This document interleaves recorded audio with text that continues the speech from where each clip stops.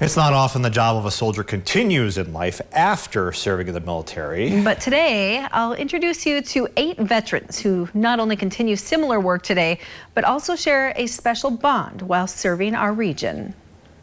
We're here together for those 24 hours and those 12 hours, so we get to know each other quite well.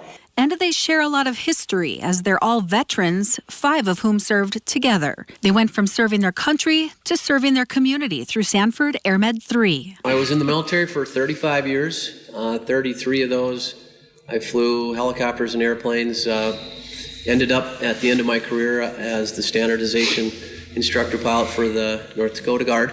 I was in the military for 21 years. I started as a Huey mechanic and then eventually to the EC-145.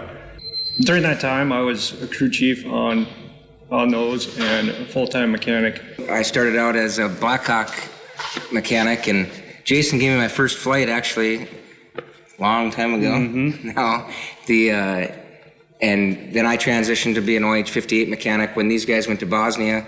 I started out as enlisted for 6 years, and then I was commissioned after 6 years and spent the next 14 years as Army in the Army Nurse Corps. Retired after 20 years. My husband's in the military too, and so got to be hard on the family.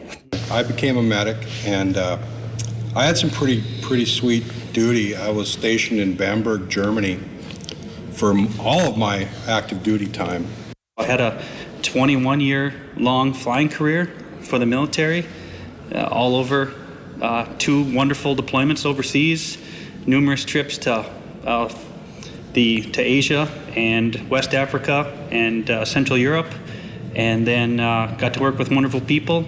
In 2001, got the opportunity and got selected to go to flight school, and was just finishing up my warrant officer course when 9/11 hit, and that changed everything. Jay spent over 23 years active duty, finished his enlistment, and wanted to be home, so he joined the National Guard, retiring after 28 years of service. And finally, Steve Brousseau, also a pilot for Sanford AirMed 3, spent 13 years active duty and 3 year-long combat tours. As former service members working for Sanford AirMed 3, they've shared many experiences through different units, locations, and duties. We have that common bond we can talk about and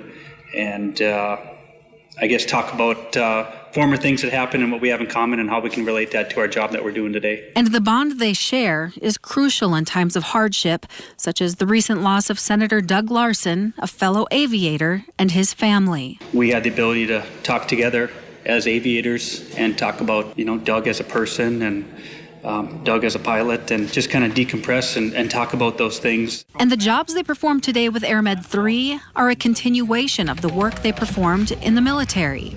We just came to work here and we just put on a different uniform. I mean, we still want to take care of our patients as we took care of our customers in the military, and fly safe and get everybody back home is kind of what we do every day, and that's what we did in the Guard full time. Monty says just knowing that everything is taken care of properly is key. We just have to make the right decisions in the front for aviation, and they make the medical decisions in the back. We kind of work together as a crew, and then we have the saying, all to go, one to say no. That is exactly how this tight, cohesive team runs a smooth operation. I just can't stress it enough how exceptional the people are and how we get along. We have to. The pilots are here for 12 hours a day with the nurse and paramedic. The nurse and paramedic are here 24 hours a day living with each other.